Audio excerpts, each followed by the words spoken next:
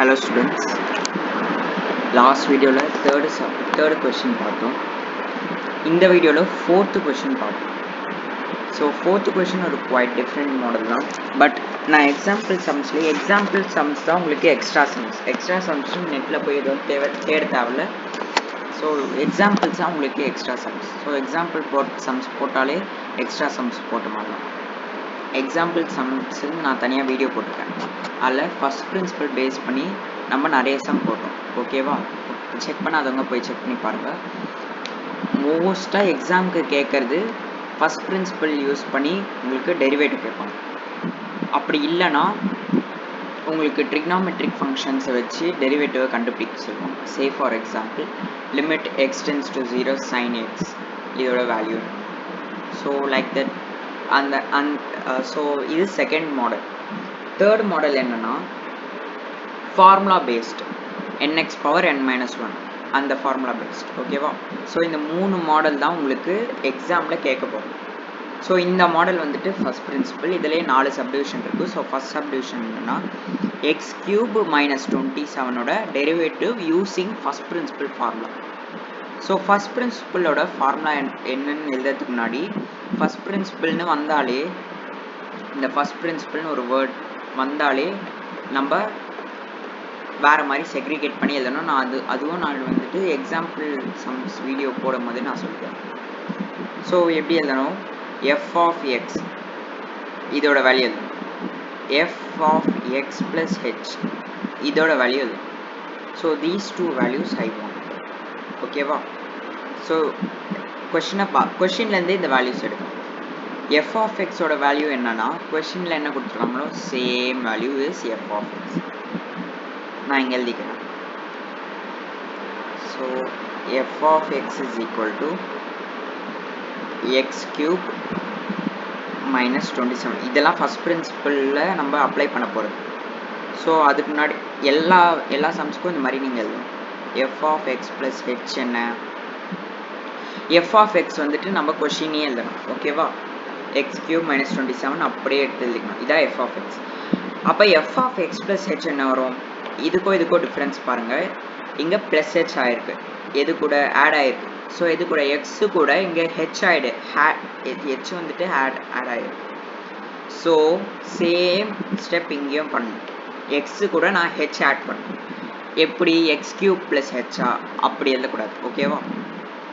Most important X plus H whole cube இந்த மாதிரி எழுதணும். எக்ஸுக்கு பக்கத்தில் ஒரு ஹெச் ஆட் பண்ணிக்கணும். ஓகேவா? இதுவே இங்கே ஸ்கொயர் இருந்துச்சுன்னா இங்கேயும் ஸ்கொயர். ஓகேவா?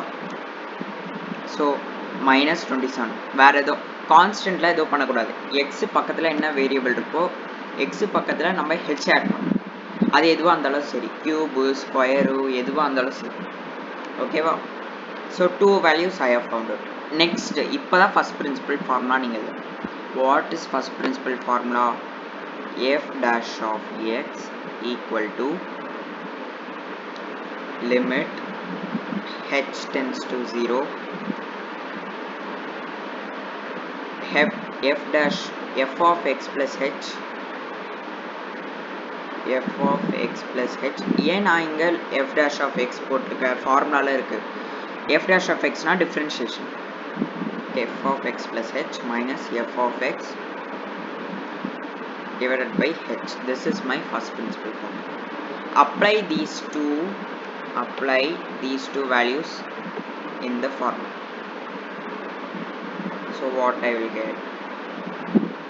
Limit h tends to 0. f of x plus h value என்ன?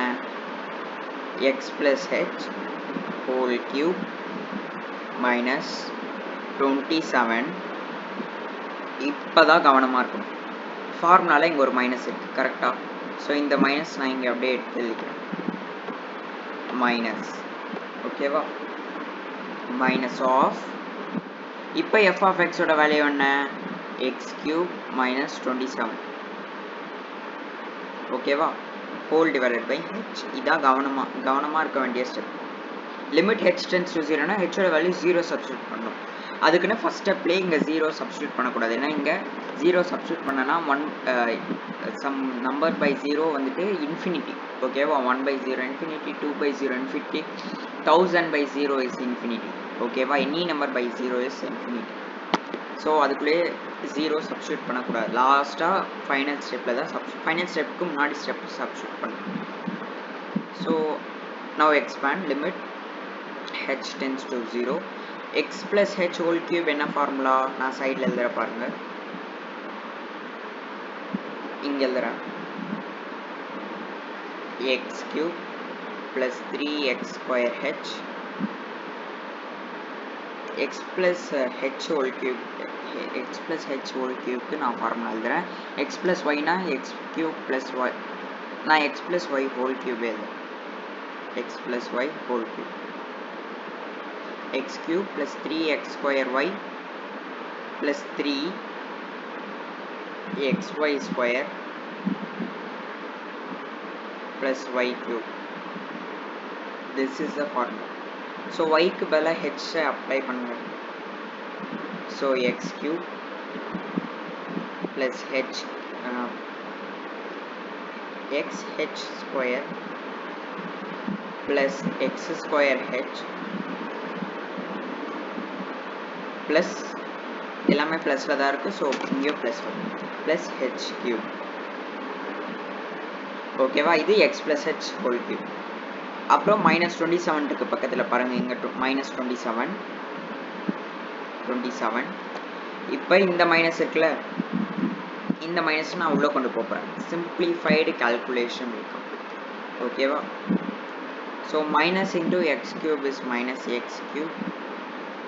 Minus into minus 27 is plus 27 whole divided by h. Okay va? So limit என்னென்ன term cancel ஆகுது? என்னென்ன term cancel ஆகுது? x cube plus x cube minus x cube whole term cancel. h cube cancel ஆகுதா? லாஸ்ட்ல ஒரு h cube வரும்ல,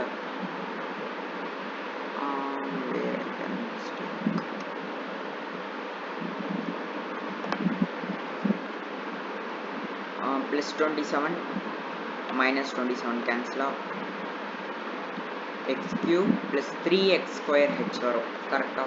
so I done a mistake, sorry. sorry. 3x square h.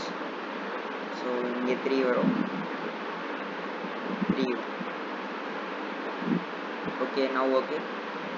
So 3xh square plus 3x square h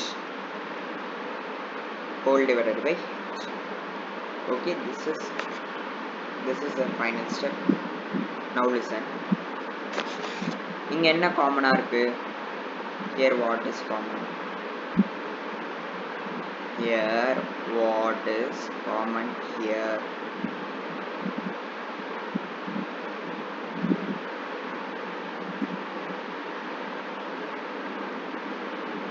Plus h cube வரும். So இங்க என்னென்ன காமனா இருக்கு? h காமனா இருக்கா? So limit h tends to 0. Understand, h tends to 0.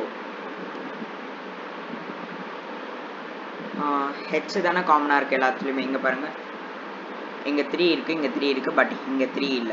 இங்க x இருக்கு, but இங்க x இல்ல last term. only h is there. So h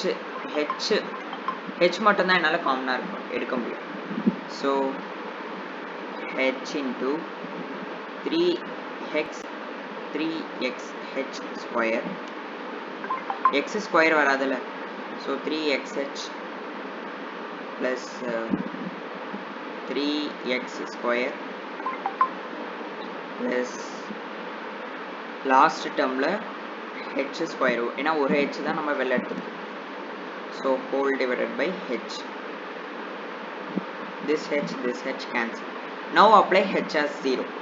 இப்போ h limit h tends to 0 so now apply h0 h0 ன்னு apply பண்ணீங்கன்னா this term cancel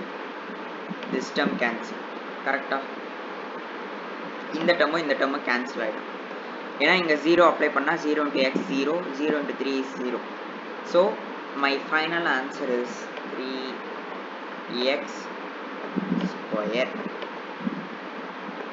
wonderful result 3x square